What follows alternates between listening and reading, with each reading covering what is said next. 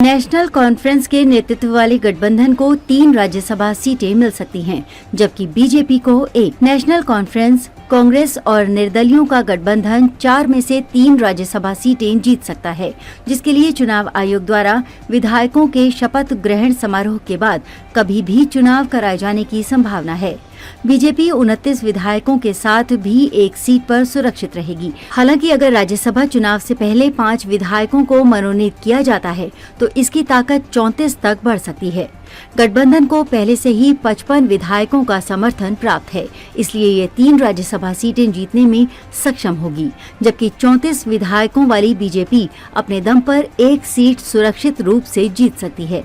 29 विधायकों के साथ भी ये 4 सीटों में से एक सीट जीत सकती है। 2019 में 54 सीटों पीडीपी 28 और बीजेपी 26 वाले पीडीपी बीजेपी गठबंधन ने 3 सीटें 2 पीडीपी और 1 बीजेपी जीती थी, जबकि चौथी सीट जम्मू कश्मीर के पूर्व मुख्यमंत्री गुलाम नबी आजाद को मिली थी, जो उस समय कांग्रेस के साथ थे और उन्हें नेशनल कॉन्फ्रेंस और कांग्रेस का समर्थन प्राप्त था, जिनके पास 27 विधायक, एनसी 15 और कांग्रेस 12 थे। छोटे दलों और निर्दलियों के 4 विधायकों ने आजाद का समर्थन किया था। अजीत की परंपराओं के अनुसार चुनाव आयोग ने जम्मू कश्मीर में राज्यसभा चुनाव के लिए 3 अधिसूचनाएं जारी की। एक चुनाव 2 सीटों के लिए होता है, jabki 2 अलग अलग चुनाव एक सीट के लिए होते हैं। यदि इसी तरह की परंपरा का पालन किया जाता है तो 2 सीटें जिन पर अलग अलग चुनाव होंगे वो सत्तारूढ़ गठबंधन को मिलेंगी, जिसके पास पहले से ही 55 विधायक हैं, जबकि 2 सीटें जिन पर एक चुनाव होगा वो एनसी के नेतृत्व वाले गठबंधन और भाजपा के बीच समान रूप से विभाजित होंगी। चूंकि जम्मू कश्मीर से 4 राज्यसभा सीटें पिछले 3.5 साल से खाली हैं, इसलिए चुनाव आयोग विधायकों के शपथ समारोह के तुरंत बाद चुनाव कराने के लिए अधिसूचना जारी कर सकता है, जिससे वो अपना वोट डालने के योग्य हो जाएंगे।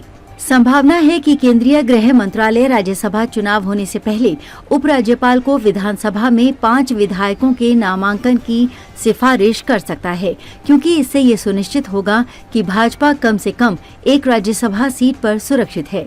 ऐसी खबरें थी कि नेशनल कॉन्फ्रेंस के अध्यक्ष डॉक्टर फारूक अब्दुल्ला, जिन्होंने लोकसभा या विधानसभा चुनाव नहीं लड़ा, वो पार्टी राज्यसभा चुनाव की एक सीट पर मैदान में उतर सकते हैं।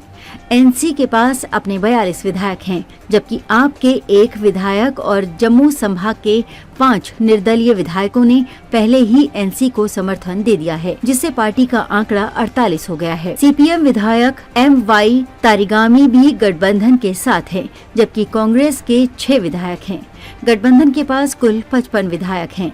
राजनीतिक पर्यवेक्षकों का कहना है ये देखा जाएगा कि नेशनल कॉन्फ्रेंस नेतृत्व कांग्रेस के लिए एक राज्यसभा सीट छोड़ेगा या नहीं, जिसके पास नेशनल कॉन्फ्रेंस के 48 के मुकाबले सिर्फ 6 विधायक हैं। जम्मू कश्मीर से राज्यसभा की 4 सीटों के लिए पिछला चुनाव फरवरी 2015 में हुआ था, जबकि तत्कालीन भाजपा पीडीपी गठबंधन ने 3 सीटें और एनसी कांग्रेस ने 1 सीट जीती थी। भाजपा के चंद्र मोहन शर्मा चुनाव हार गए थे। जम्मू कश्मीर से इन 4 राज्यसभा सदस्यों ने फरवरी 2021 में अपना 6 साल का कार्यकाल पूरा किया। तब से विधानसभा की अनुपस्थिति में राज्यसभा में जम्मू कश्मीर से कोई निर्वाचित सांसद नहीं रहा है। 2015 में पीडीपी के 28, भाजपा के 26, नेशनल कॉन्फ्रेंस के 15, कांग्रेस के 12, पीपल्स कॉन्फ्रेंस के 2 और सीपीएम और एआईपी के 1 विधायक थे, बाकी निर्दलीय थे। अप्रैल 2094 से अक्टूबर 2096 तक भी राज्यसभा में जम्मू कश्मीर का कोई प्रतिनिधि नहीं था। हालांकि अक्टूबर 1996 में विधानसभा चुनाव और डॉक्टर फारूक अब्दुल्ला के नेतृत्व वाली नेशनल कॉन्फ्रेंस द्वारा सरकार बनाने के बाद नवंबर 1996 में डॉक्टर करण सिंह, गुलाम नबी आजाद, सैफुद्दीन सोज और शरीफुद्दीन शरीक जम्मू कश्मीर से राज्यसभा के लिए चुने गए। नवंबर 1996 से फरवरी 2021 तक जम्मू कश्मीर का राज्यसभा में बिना किसी रुकावट के प्रतिनिधित्व रहा।